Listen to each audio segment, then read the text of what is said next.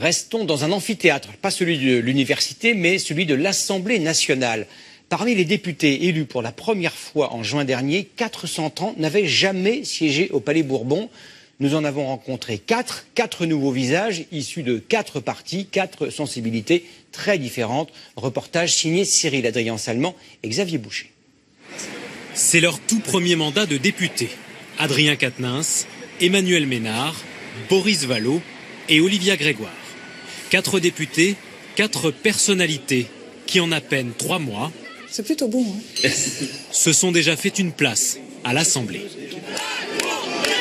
Samedi dernier à Paris, en tête de cortège, tout près du leader de la France insoumise, l'un des parlementaires les plus engagés contre la réforme du Code du travail, l'un des plus jeunes aussi, Adrien Quatennens, 27 ans, député militant.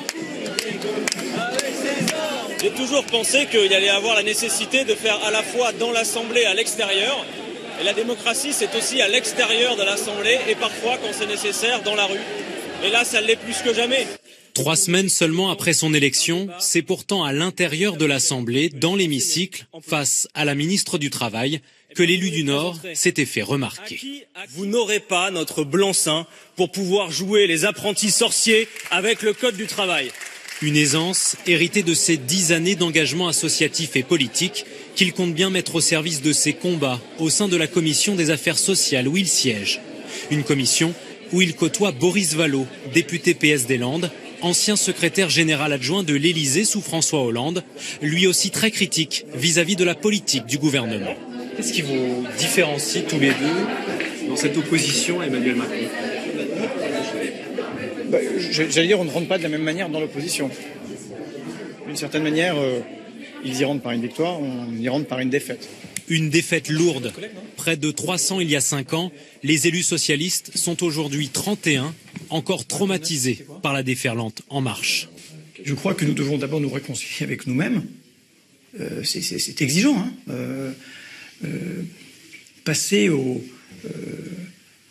gueuloir les idées pour réémerger. Camarade de promotion d'Emmanuel Macron à l'ENA, époux de Najat Vallaud-Belkacem, il est aujourd'hui porte-parole du groupe PS à l'Assemblée. Son homologue, côté République En Marche, s'appelle Olivia Grégoire.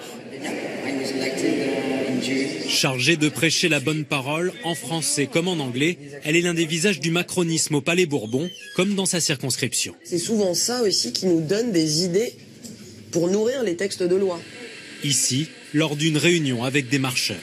L'objet de nos discussions ce matin, c'est pas tant la cote de popularité du président ou autre, que comment est-ce qu'on porte le plus clairement possible l'explication des réformes qu'on est en train de mener auprès des gens dans la circonscription.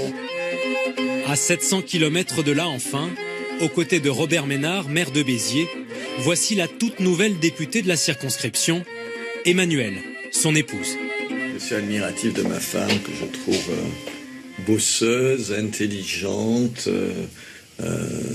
réfléchie, convaincante. Et en plus, j'ai une belle femme, donc ça ne gâche rien.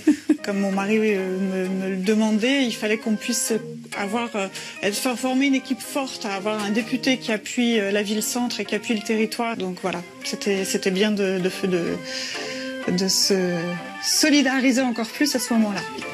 Proche des idées de Marine Le Pen et Nicolas Dupont-Aignan, Emmanuel Ménard s'est notamment illustré lors de l'examen du texte sur la moralisation de la vie publique à l'Assemblée et en commission au sujet des viticulteurs, qu'elle aimerait, dit-elle, défendre contre la concurrence déloyale à travers une proposition de loi. À la défense des viticulteurs à l'Assemblée.